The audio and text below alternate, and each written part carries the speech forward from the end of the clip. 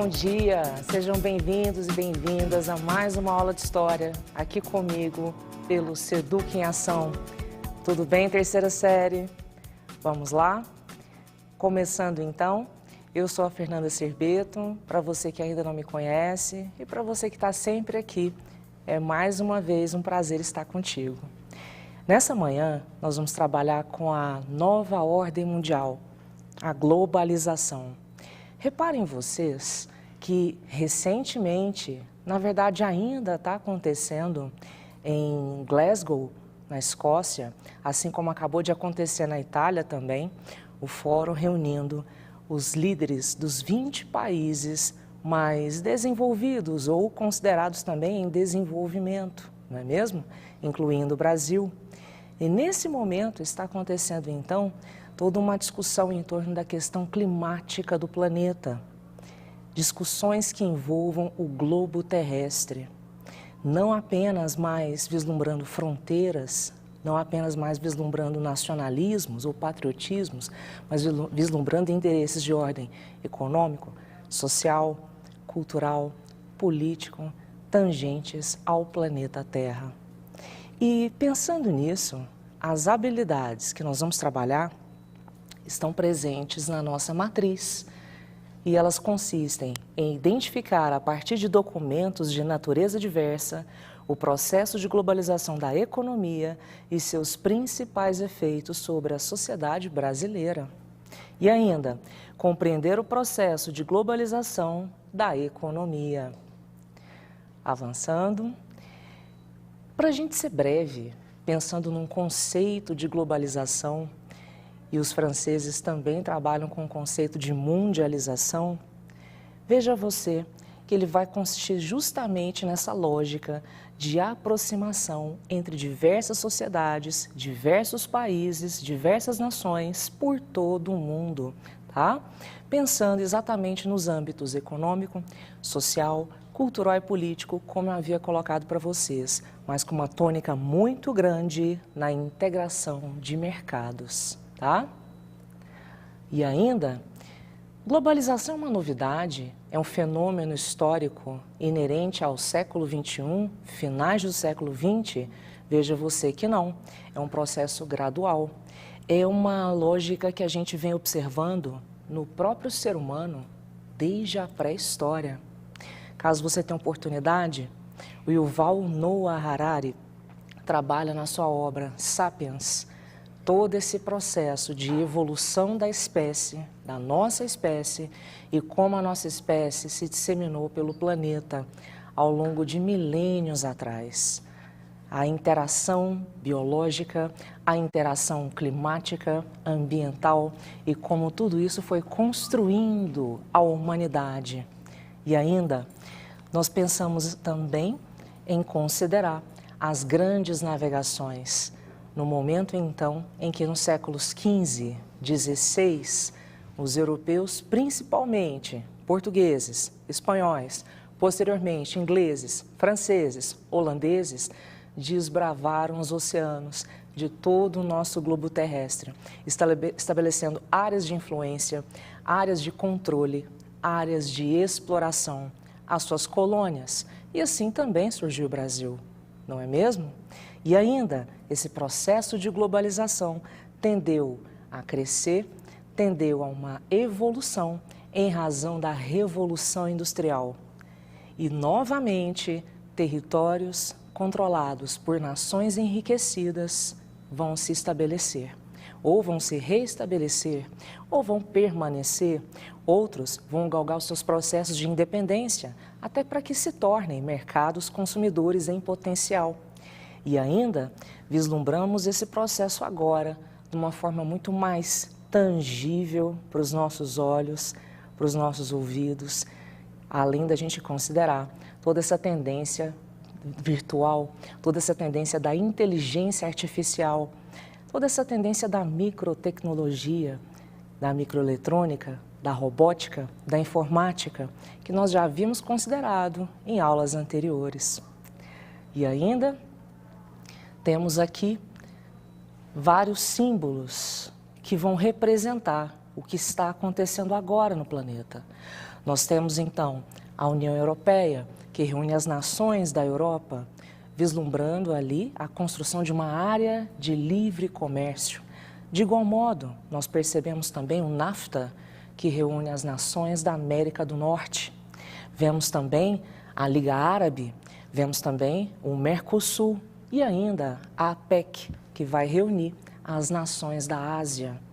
E com um grande destaque aí para o crescimento tecnológico da China, Coreia do Sul, não é mesmo?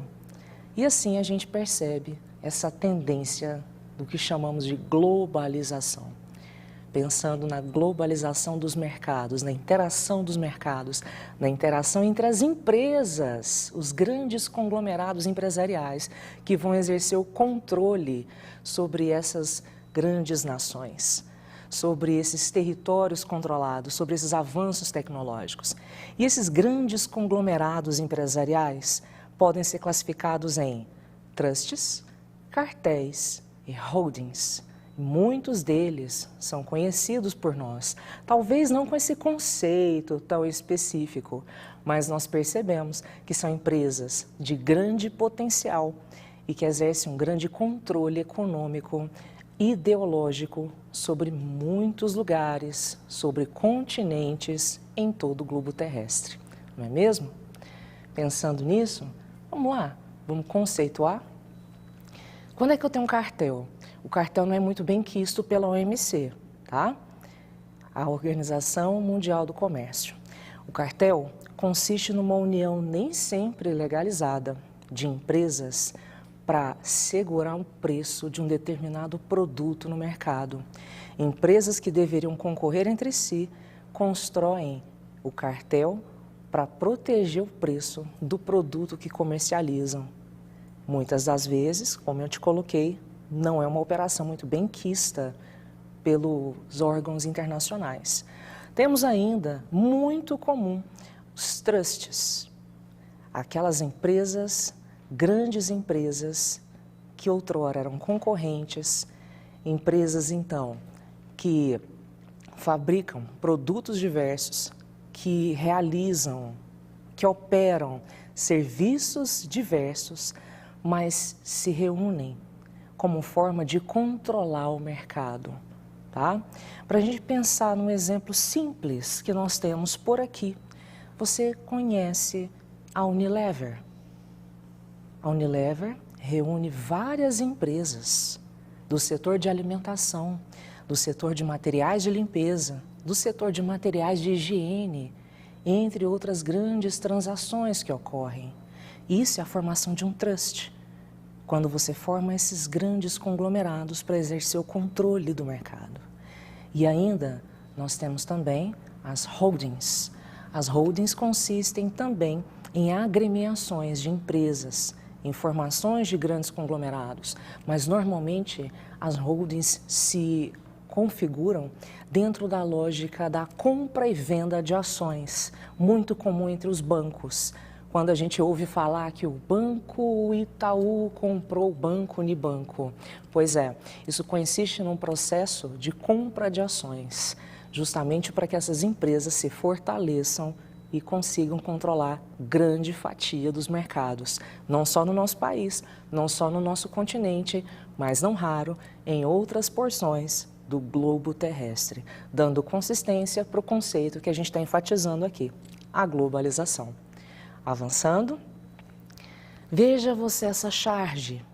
Eu percebo então, aqui num primeiro plano, nós temos homens vestidos com cartola, casaca, e eles têm um aspecto físico que salienta a questão da obesidade. Mas não é com a intenção de depreciá-los esteticamente, pelo contrário, é justamente de valorizar esse potencial de economia, esse potencial de mercado, o dinheiro, entende? E, na verdade, eles são sacos de dinheiro, não são corpos obesos apenas, mas é com a função de colocar justamente essa valorização, tá? E ainda, veja que, num aspecto estético também, concordo que é uma charge bem preconceituosa. Nós vemos então portes físicos bem emagrecidos e bem diminuídos em relação à estatura. Se refere aos políticos, se refere aos parlamentos. Portanto, submissos, pequenos e controlados pelas grandes corporações empresariais aqui em primeiro plano, ok? Avançando ainda, nós vamos reparar também um comentário sobre Matrix. Filme, então, que tem aí, na verdade, agora a 4ª versão, não é mesmo? E que vai inaugurar essa discussão sobre os efeitos da globalização nas nossas sociedades, nos nossos comportamentos, nos nossos sentimentos, né? E a gente percebe que se trata de um jovem programador atormentado por estranhos pesadelos, né? Os quais sempre está conectado por cabos. Olha só, e hoje a gente vivencia a época daquilo que chamamos de Wi-Fi, não é mesmo? O sem fio. E nesse sentido, avançando aqui para você, nós vamos reparar uma outra sugestão de material que vai fazer uma grande crítica também a todo esse processo da globalização, principalmente no que se refere às questões ambientais, consumistas. Fica a dica para você, o documentário do Surplus. Na medida em que a nossa aula subir para a nossa plataforma do NetEscola, acesse pelo link, ok? FUVEST 2020. Leia o texto a seguir. É de grande relevância aqui o fato de que uma grande proporção do trânsito de internet, esses cabos me lembram muito a situação criticada em Matrix. Isso significa que a NSA, a Agência de Segurança Nacional dos Estados Unidos, poderia acessar uma quantidade alarmante de ligações telefônicas, simplesmente escolhendo as instalações certas. O que é ainda mais inacreditável, essas instalações não passam de alguns prédios conhecidos como hotéis de telecomunicação, que hospedam os principais centros de conexão de internet e telefonia do planeta todo. Fechando aqui, a respeito da configuração espacial e geopolítica retratada no Exército e no mapa, é possível afirmar que, letra E, a presença de fixos, como algumas instalações de armazenagem e conexão, influencia a orientação de fluxos e dá aos Estados Unidos uma posição de destaque no contexto geopolítico. Não saiam daqui, tá? Depois do intervalo, nós vamos ter aula de inglês com a professora Lia, para você, estudante da 3ª série do ensino médio. Tchau, tchau, forte abraço.